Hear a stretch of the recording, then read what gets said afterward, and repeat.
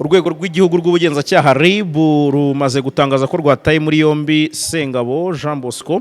Uyu nguyu akabazwi nka fata ku mavuta yaba ku mbuga nkoranyambaga izo arizo zose, akaba akurikiranyweho ibyaha birimo gukoresha imvugo zishyamiranya abantu mu myidagaduro, gutukana mu ruhame ndetse no kubuza amahwemo umuntu hifashishijwe imbuga nkoranyambaga.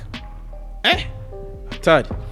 Ibi rero bikaba byamaze kwemezwa n'ubundi n'umuvugizi wa RIB Dr Murangira Bitieri, aho yavuze ko uyifata ku mavuta yafashwe nyuma yo kwihanangirizwa inshuro nyinshi ndetse agirwa n'inama ariko agahitamo kwinangira.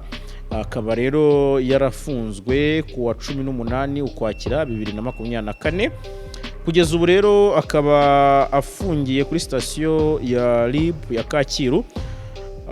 Fata ku mavuta atawe muri yombi nyuma y'iminsi yarishize bamwe mu bakoresha imbuga nkoranyambaga bahererekanya amashusho ye yibasira umuryango wa Ngabo Medard Jobel n'umugore we Mimi, ndetse abantu benshi bakaba bari bagiye babivugaho bagaragaza ko ibi ngibi rwose atari ibintu ndetse bitanakwiye. Murabyuka ko rero mu magambo fata ku mavuta yari yakoresha amagambo akomeye natwe tutaza kuba twasubiramo kubera ko kwaba ari ugusakaza, ariko yari yibasiwe n'umuryango agaragaza ko ibyo media yavuze nk'ubuhamenya, agaragaza ko hari igihe yabayeho arwana n'umudamu we. Fata ku mavuta byinjiramo neza, navuga ko abantu ngo babanye imbere y'ubukwe, avuga ko ibyo kuryamana, avuga ibintu byinshi cyane bifite ukuntu byinjira mu muryango ndani rwose, avuga ibintu n'akari murori. So rero ibi ngibi nyuma yuko abakoresha imbuga nkoranyambaga bahagurutse bakavuga bati ntibikwiye, RIB nayo yatunze itoroshi iravuga iti fata tukwihanangirije kenshi gashoboka, ntako tutakugize ariko uranze uratunaniye, reka rero tugute muri yombi tukubaza ibi ngibi uri mvuto. So rero ubwo fata ku mavuta ntakiri mu maboko ye kugeza iyi saha, kuva ku wa 5 kugeza uyu munsi turi kuvugaho iyi nkuru. Ubwo ikisigaye ni ukumenya niba koko RIB izabona hari impamvu zikomeye zituma dosiye ye ishyikirizwa ubushinjacyaha nabwo bwabona hari ibikomeye bukayigeza ku rukiko, fata ku mavuta akaburana. Tubibutse ko atari ubwa mbere fata ku mavuta akurikiranyweho kesi ijya kuba nk'iyi, kuko mu bihe byashize fata ku mavuta yaburanye kese ijyanye n'ubundi n'ikibazo yaregeranye na nyiri Country Records ariwe Nopja. Baburana n'ubundi ku kintu gisa nk'icyajya gusa n'iki, kuko yamushinjaga ko hari ibyo yamutangajeho bitari byo, ariko fata ku mavuta icyo gihe yagaragaje ibimenyetso, agaragaza ko byinshi mu byo yavuze kuri Nopja ari byo 100%. Ndetse anagaragaza ko ibyinshi mu byo yavuze uyu Nopja ari we wabyiyandikiye abinyujije kuri Twitter. Murabyuka ko hari harimo kese nyine ijyanye nuko yavuze ko Nopja yashimangiye ko Element afite ukuboko mu rupfu rw'umuvandimwe we Kinyoni. Hamwe n'umunyamategeko Maître Fatikaramu mu rubanza rwa mbere bari babashije kwatambukana umucyo, ndetse birangira fata ku mavuta atanafunzwe. Iyi kese yakurikiranwa ari hanze yitaba. Kuri ino nshuro rero yafunzwe. So rero nk'uko RIB yabihamirije ibitangazamakuru ndetse mu ijwi rya Murangira Thierry, akavuga ko RIB isaba abantu gukoresha imbuga nkoranyambaga bubahiriza amategeko, nk'uko kugira imbuga nkoranyambaga wigengaho ibyo bitaguha ubudahangarwa bwo kuba utakurikiranwa mu gihe wishe amategeko. Agakomeza avuga ko imbuga nkoranyambaga zibereyeho gukoreshwa neza aho kugira ngo zikoreshwe ibyaha, ahubwo ngo zagakwiye kuba zibyazwa umusaruro, kuko amahirwe ari muri izi mbuga ari menshi cyane. Ahangaha rwose yavuze ukuri kwimbitse. Dr Murangira Thierry yavuze ko uzazikoresha ibikorwa bigize ibyaha, haba mu myidagaduro showbiz, muri siporo, mu ivugabutumwa cyangwa se mu bundi buryo, azakurikiranwa n'amategeko. So ubwo no kuvuga ngo cya kintu cyo kwambara umwenda w'ikintu ukaba wakora amabara ukavuga uti ni showbiz turi guhatwika, ibyo ntibyemewe.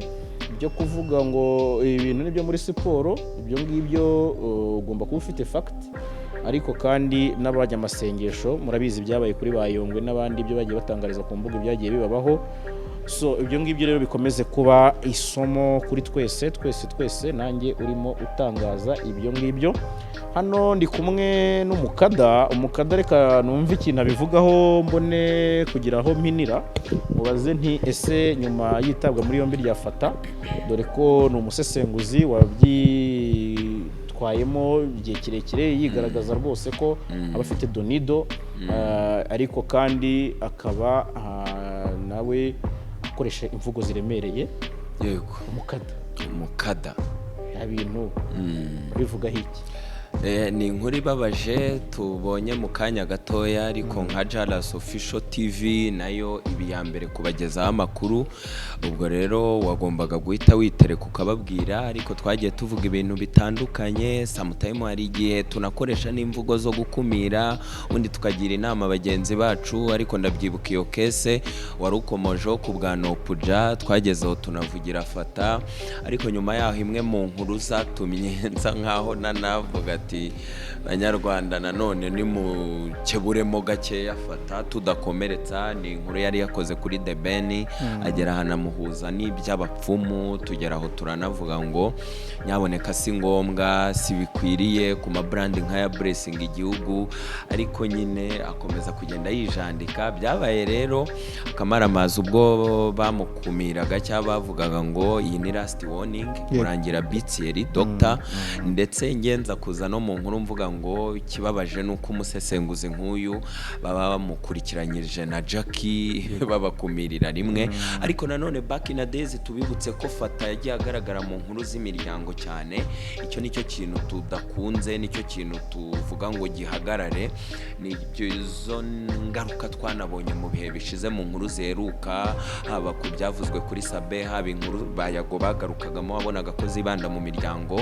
Ariko munibuke ko Fata inkuru yo mu muryango wo kwa Platini ari umwe mu bayi breakinze, yari umuntu wibanda ahantu, kandi dufite ministeri y'umuryango, turi kubaka societe nyarwanda, next generation. Ibyo bintu nabyo tujye tubiha agaciro, tunavuga ngo niyihangane, kuko dufite inzego ziba zigomba kutureberera kugira ngo zishyire ku murongo, zikumira aho biri ngombwa, abarengereye bakeburwe. Ariko nanone nagize ubwoba ubwo Scovia yitsaga kuri iyi nkuru ya Fata, ubwo yatakaga umuryango wa Meddy, wabivuzeho. Ariko nanone mbona no ku maspace bamuhagurukiye, mbona ni ikintu gikomeye. Dukomeza kugenda tunavuga ngo Imana imubabarire nyine, ariko nta kundi iyo wakoze ibyaha muri iyi societe nyarwanda hari ukundi kuntu keburwa. Ukunze kuvuga uti tujye tureba tunamenye imirongo migari y'igihugu, ariko tukumire nubwo twabomora tube dukumira. Umukada icyo kintu ndagira ngo gisobanure neza, kuko hari igihe abantu baba batacyumva neza iyo turi mu mwandiko neza twijanditse. Hari igihe abantu batabyumva neza icyo ushaka kuvuga, ariko ntekereza ko iyi case bayi kuri Fata ni urugero rwiza rw'icyo ushaka gusobanura iyo kuvuga. Yego, nibyo tuba dusobanura tuvuga ngo ngiye tunakoresha n'imvugo zitandukanye kugira tubagoragoze, tubereke ko atari umurongo wacu, tubereke ko tudakomeretsa, tukavuga gutyo, tukagira n'ubundi buryo duhengekamo inkuru, ariko tukabasavinga. Kandi abantu bakurikirana showbiz ukabona ko message bayibonye, ariko nanone ukabona abandi bari kurengera, abandi nyine ari naho hantu tuba tuvuga ati yenda twanakumira imirongo migari y'igihugu. Nimba ishyigikiye igihugu gifite gahunda yo gushyigikira umwana w'umukobwa, menya iyo gahunda. Nimba turi guteza imbere yenda uburezi, abana bacikirije amashuri ndazinda, menya gahunda z'igihugu ugendane nazo. Ni ikihe kintu kivugwa n'ikitavugwa, kirazira. Twigire ku mateka, twigire ku zindi ngero z'abanyamakuru batubanjirije, nibyo tuba tuvuga. Kandi burya bakavuga ngo umunyamakuru n'uwaramutse ntabwo ari uwaje akora ishyano, ubundi bazasigare ari iciro ry'imigani. Nubwo iyi nkuru ibabaje, ndi kukubona ugiye no kuyisoza, kuko washaka no gukora iminota mike, uze kunyemerera nirekurira aka breaking muri wa mujyo, tuze guhereranwa n'agahinda. Ariko nanone abakunzi bafata, twavuga ngo twagerageje nanone kumugira inama ntibyakunda, ariko reka n'inzego zishyireho, kandi nanone ntibize kumukomerana, baze kumukebura, kuko no gukeburwa ntabwo ari bibi. So Umukada rero ngaho rwose nzika wa mfura we, winjire neza, wiburekingire. gatoya wibomorere inkuru irababaje. yego Jaras urakoze cyane, unyemerere nzamura ijwi gatoya, ariko ni breaking ingezeho nonaha. Turi kugenda dukurikirana muzika nyarwanda, nibyo n'aba bose twikijeho bagiye baharanira. Abantu benshi bari kuvuga ngo ibitaramo birakomeye. Nahoze mbona n'inkuru y'uburyo Mbonyi amaze kukonfirima ko azakubita kuri Noheli. Sinzi nimba wabibonye, kandi ngiye na breakinze ko kuri Noheli muri BK Arena hazakubita Chorale de Kigali. Abantu benshi bamaze gukonfirima Stade Amahoro, abandi banavuga ngo ese ubundi azafuka Stade Amahoro, ariko si iyo nkuru narinjemo nuko nari naprosha ibitaramo.